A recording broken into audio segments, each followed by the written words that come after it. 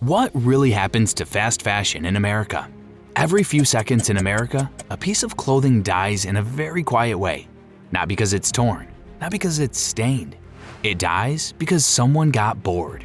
A dress goes out of style, a shirt doesn't get enough likes, jeans don't feel like you anymore. So they get pushed to the back of the closet, stuffed into a bag, dropped in a bin, or mailed back in a thin plastic envelope. In our heads, the story ends there. We donate it. We return it. We put it somewhere that feels better than the trash. But the story doesn't end there at all. Behind every closet cleanout, return label, and overflowing thrift bin is a giant hidden machine moving mountains of unwanted clothes through America. A machine made of outlet stores, liquidators, exporters, shredders, and landfills. A machine that exists for one reason. There are far more clothes than there are people who actually want to wear them. Today, we're following one cheap fast fashion t-shirt through that machine. We'll watch it fail to sell, get banished to clearance, bounce through outlets, vanish into pallets, and join a stream of clothing so huge it has to be shipped, shredded, or buried just to get it out of the way. And by the end, you might look at that donation bag in the corner of your room a little differently. Most people think unwanted clothes are donated or recycled. In reality, a shocking amount of them are just displaced. Chapter 1. The Flood of Clothes. Our story doesn't start in a mall. It starts much earlier, with one basic fact about modern fashion. There is simply too much of it. Decades ago, clothing moved slowly. Stores had a few main seasons. People bought a few new pieces, wore them for years, and passed them on. Fast fashion blew that rhythm apart. Now, some brands release new items every week. Influencers wear an outfit once on camera and never again. The question isn't, do I need this? But have I already been seen in this? Factories now produce tens of billions of garments a year. Many are made from polyester, which sounds harmless until you remember it's plastic. Thin, stretchy, colorful plastic that doesn't break down easily. When you throw away a polyester shirt, you're basically throwing away a very thin piece of fossil fuel that can hang around for decades. Zoom in on the US and it's the same story. Americans throw out millions of tons of textiles every year. Only a small share gets collected for reuse or recycling. The rest is burned or buried. Our $10 fast fashion t-shirt quietly enters this world. It rolls off a production line with thousands of identical shirts. Synthetic fibers, cheap print, folded, wrapped in plastic, scanned, shipped. When it lands in the US, everything around it is designed for speed. Distribution centers, trucks, pallets, barcodes. For a brief moment though, it's special. A worker steams it, hangs it, and places it under bright store lighting. For a few weeks, our t-shirt is officially new. Chapter 2. The Storefront Illusion. In a fast fashion store, it feels like the future of each garment is still being decided. Will that top sell? Will those jeans be a hit? Behind the scenes, most of those decisions were already made months ago. Buyers at head office have estimated how much they'll sell, placed orders, and accepted that a certain percentage will never sell at full price. That's built into the model. So when our t-shirt arrives, the question isn't, will I sell? It's, how long before I'm pushed out of the way? At full price, it sits for a while. People pick it up, hesitate, put it back. Someone tries it on, sends a mirror selfie, gets a few "nah" replies, and leaves it in the fitting room. Sales data trickles in. Somewhere on a dashboard, a graph slides in the wrong direction. This style isn't moving. So the price drops. First, a small markdown. A little red sticker. Actually, I'm a pretty good deal. The shirt moves to a less glamorous spot in the store.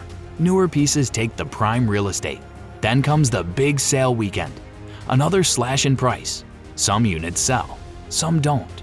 Finally, the shirt is exiled to clearance. Clearance is fashion purgatory. Old seasons, odd sizes, one-offs. It's the last attempt to get someone to take the shirt home. But retail space is expensive. If something hasn't sold after several rounds of markdowns, it's now in the way. That's when our t-shirt leaves the part of fashion you're meant to see and enters the part you're not. Chapter 3. The Outlets. Fashion's second tier. When the last discount sticker has failed, our t-shirt gets pulled, folded, and boxed up with other unsold stock. It has a second tier, outlet stores. Outlets look like regular shops, but they serve a different purpose. They're built in cheaper locations with lower rent and lower expectations. Shoppers come hunting for deals, not the latest trends. For the brand, outlets are an escape hatch. They let unsold clothes drain out of full-price stores without going straight in the trash. Our t-shirt might now hang with a tag bragging about how much it used to cost. If someone buys it here, the system quietly breathes out. The brand recovers a little money and the shirt finally gets to do what it was made to do, be worn. But not everything sells, even at the outlets. Maybe the shirt is out of season. Maybe the print already feels dated. Maybe the outlet got way more stock than it could ever move. After a while, even the outlet gives up. At this point, our t-shirt has never been worn by a customer. It has lived in multiple stores, survived multiple discounts, and still failed to find a body. Most people think the next stop is a donation bin or a recycling facility. In reality, the next stop is a spreadsheet. Chapter 4. The Off-Price World. Organized Chaos. There's a whole category of stores built on other people's leftovers. They don't order specific designs. They buy whatever other companies want to get rid of. If you've walked into one, you know the vibe. Racks jammed full, random brands mixed together. The feeling of a treasure hunt and a garage sale at the same time. Behind that chaos is a very organized business. Off-price chains make deals with brands and retailers. You've got 10,000 units that didn't sell? We'll take them, if the price is low enough. They buy in bulk at a fraction of the original cost. In exchange, they make a big chunk of unsold inventory disappear from the brand's balance sheet. Our t-shirt is sold again, not to a person, but to another company. It goes to a warehouse, then to an off-price store, and lands on yet another crowded rack. The tag now says things like, compare at, some imaginary original price. Many shoppers don't care that the print is 3 trends old. They care that it's cheap. Some shirts from our batch finally leave the system here. Someone grabs one on impulse. Why not? It's $10. Others still don't move. When even the discount stores can't sell an item, it stops being tracked as an individual product and starts being treated like a bulk material. That's when it enters the liquidation world. Chapter 5. Pallets and Side Hustles. A liquidation warehouse looks like a cross between a thrift store and a shipping yard. Instead of neat racks, you see pallets, tall cardboard towers wrapped in plastic, each filled with unsold, returned, or overstocked goods. Some are labeled mixed apparel, others just have a code and a weight. This is where clothes go when traditional retail has truly run out of patience. Brands and stores sell these loads in giant batches. Nobody's talking about specific prints or sizes anymore. It's truckloads in, truckloads out. Our t-shirt is somewhere inside one of those pallets, folded and refolded so many times it looks tired without ever being worn. From here, the pallet might go to a small discount shop, a flea market seller, or a bin store where everything costs the same low price. It might be bought by a reseller who films an unboxing for social media, hoping there are enough good pieces inside to turn a profit. For shoppers digging through those bins where everything is $3 today and $2 tomorrow, this is often the last retail shop for fast fashion. If someone finally buys our t-shirt here, the system, in a twisted way, worked. It delayed waste and squeezed out a bit more use. But even with all these extra chances, outlets, off-price chains, pallets, side hustles, there is still more clothing than people who want to wear it. So a lot of garments never get chosen at all.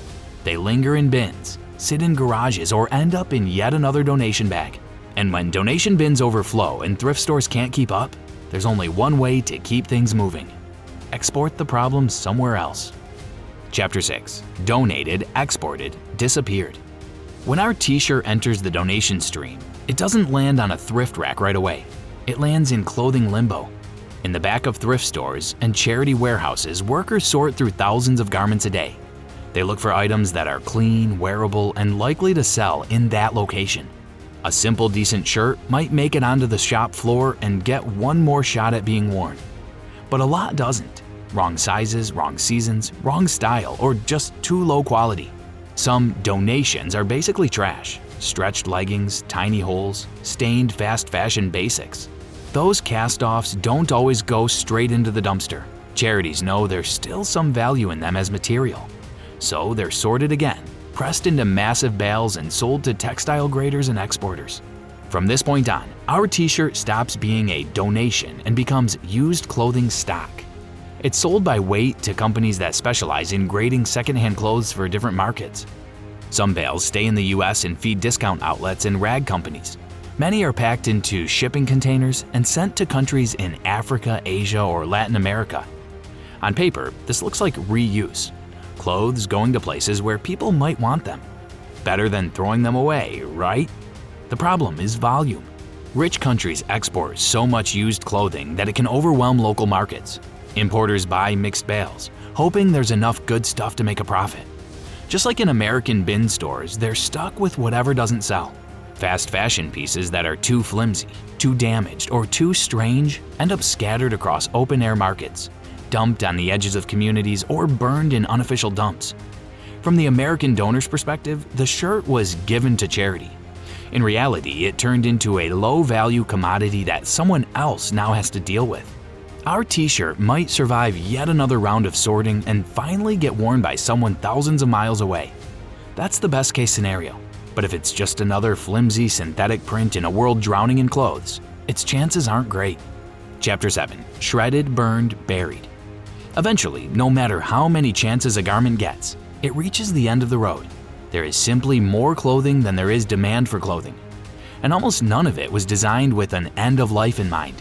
When our t-shirt finally stops being something people might wear, it becomes one of three things: fiber, fuel, or trash. Fiber. Some clothes enter textile recycling streams. Machines shred them into small pieces. Buttons and zippers are removed. The fiber becomes stuffing for furniture, insulation, or industrial rags. A tiny portion is turned back into new fabric. But that works best with pure, high-quality fibers, not cheap synthetic blends. Our mostly polyester t-shirt is not a recycler's dream. Synthetic fibers don't rot, they melt and shed microplastics. Fuel. Other textiles are burned in waste-to-energy plants and incinerators. That sounds better than landfilling, but burning synthetic clothing is basically burning plastic.